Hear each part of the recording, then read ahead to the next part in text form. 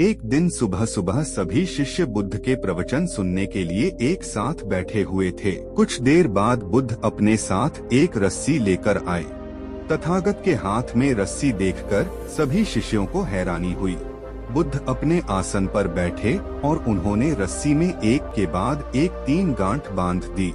इसके बाद उन्होंने शिष्यों से पूछा कि क्या ये वही रस्सी है जो गांठ बांधने से पहले थी। इस प्रश्न के जवाब में एक शिष्य ने कहा कि तथागत, इसका उत्तर थोड़ा मुश्किल है।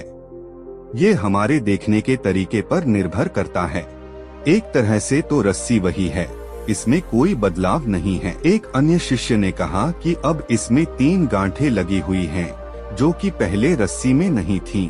इसे बदला हुआ भी कह सकते हैं। कुछ शिष्यों ने कहा कि वास्तव में मूल रूप से रस्सी वही है, लेकिन बदली हुई दिख है, लेकिन इसका मूल स्वरूप बदला नहीं है। शिष्यों की बात सुनकर बुद्ध ने कहा कि आप सभी सही बोल रहे हैं, अब मैं इन गांठों को खोल देता हूँ। ये बोलकर बुद्ध रस्सी के दोनों सिरों को खींचने लगे। बुद्ध ने पूछा कि क्या इस प्रकार रस्सी की गांठें खुल जाएंगी? सभी शिष्यों ने कहा कि नहीं, ऐसा करने से तो गांठें और ज्यादा कस जाएंगी, इन्हें खोलना और मुश्किल हो जाएगा।